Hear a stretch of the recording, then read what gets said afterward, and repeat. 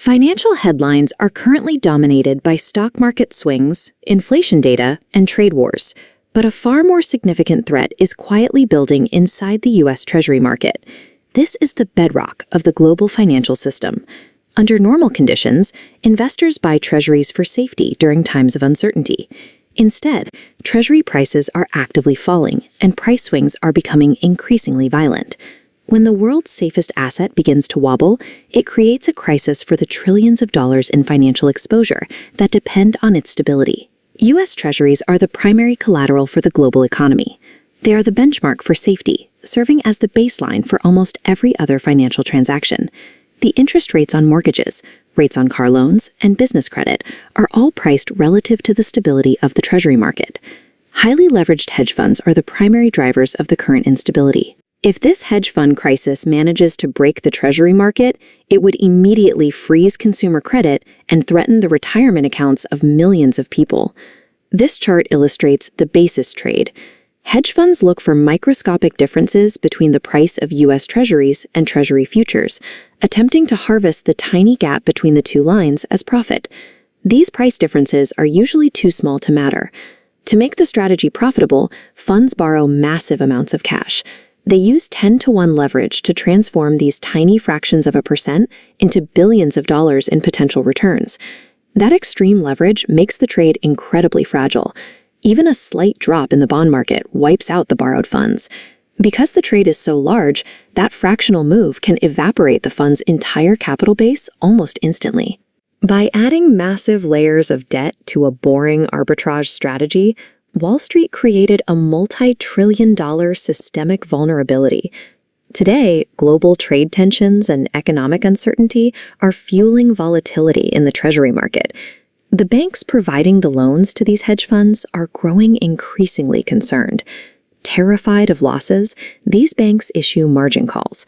They demand that hedge funds provide immediate cash to back their positions. Most funds lack the cash to meet these demands.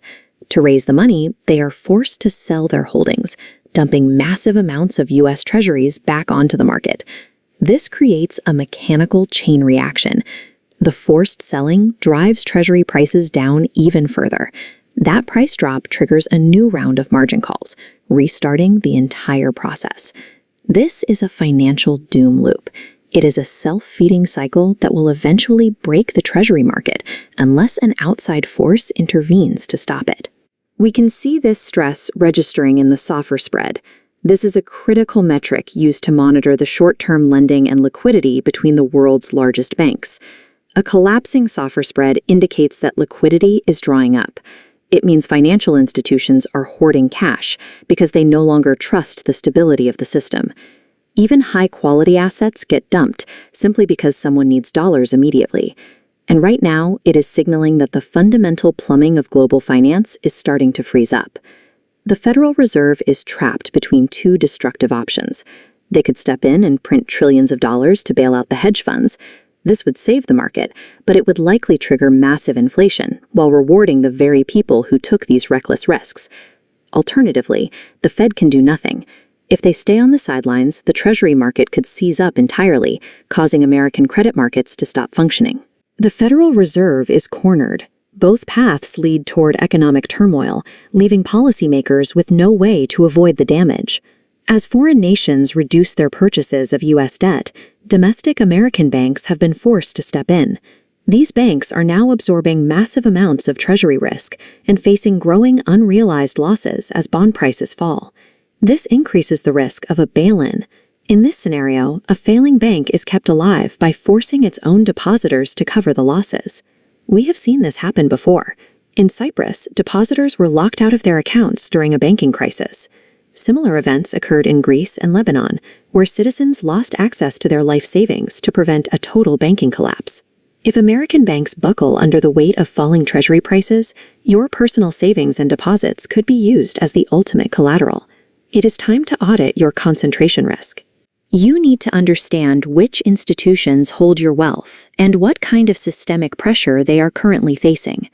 Protecting yourself may require moving wealth into tangible assets, like physical gold and silver, that exist outside the promises and vulnerabilities of the banking system. You must prepare before the crisis is confirmed by the nightly news. Once the doom loop becomes common knowledge, the opportunity to protect your wealth will already be gone.